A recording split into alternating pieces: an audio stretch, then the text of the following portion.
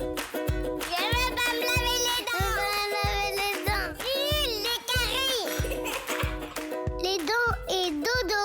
Tu veux que je te raconte pourquoi des gens veulent remplacer une marmotte très célèbre par un robot ? Ok, mais par contre moi je raconte mes histoires qu'aux enfants qui se lavent les dents. Donc attrape ta brosse à dents, ton dentifrice, et tu frottes jusqu'à ce que l'histoire soit terminée. 3, 2, 1, 0. J'ai une question pour toi. Est-ce que t'aimes bien faire la sieste ? Pas trop, j'ai l'impression. Bah oui, c'est quand même beaucoup plus marrant de jouer à chat avec ses copains que de rester là, allongé dans son lit alors qu'on n'a même pas sommeil. C'est marrant quand même. Quand on est petit, on n'aime pas la sieste et pourtant on nous oblige souvent à la faire. Et les adultes, eux, ils adorent les siestes, ils ont jamais le temps d'en faire. Bizarre. Mais est-ce que tu sais qu'il y a des animaux qui font des siestes gigantesques ? Des siestes qui durent 5 ou 6 mois. Si, je te jure, ça a même un nom. Ça s'appelle l'hibernation. En fait, pour survivre pendant l'hiver, certains animaux, comme les marmottes ou les hérissons, ils ont une super technique. Ils mangent plein de nourriture pendant l'automne pour faire des réserves. Ils se construisent un petit lit douillet dans la terre et dès que l'hiver arrive, ils se couchent et ils dorment jusqu'à ce qu'il fasse plus chaud. T'imagines ? J'espère pour eux que leur anniversaire n'est pas en hiver, sinon ils doivent le rater à chaque fois. Alors, en général, on dit qu'il ne faut pas réveiller un animal qui hiberne.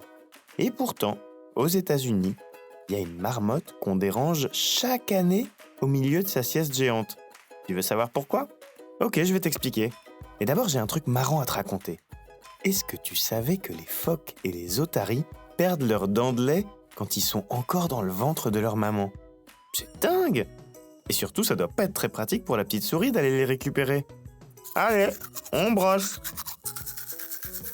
Alors cette marmotte, c'est pas n'importe quelle marmotte. Elle s'appelle Phil et elle a un pouvoir magique. Elle est capable de prédire la météo. Incroyable ! En fait, chaque année, le 2 février, on la sort de son terrier et on l'observe. Si elle regarde son ombre, ça veut dire qu'il va encore faire froid pendant 6 semaines. Mais si elle fait rien du tout, ça veut dire que l'hiver est bientôt terminé et que le printemps arrive. Wouhou ! Alors, me demande pas comment elle sait ça, j'en ai aucune idée. Elle est peut-être allée à l'école des marmottes météorologues. En tout cas, il y a beaucoup de gens qui y croient très très fort. Mais il y a aussi des personnes qui n'aiment pas du tout cette tradition. Parce qu'ils trouvent que réveiller une marmotte qui dort et la poser devant des centaines de personnes qui applaudissent, c'est vraiment pas gentil pour elle. Bah oui, t'aimerais toi que quand tu te réveilles de ta sieste, il y ait une foule de gens dans ta chambre qui crient ton prénom ? Ça doit faire peur. Alors ils ont proposé une solution.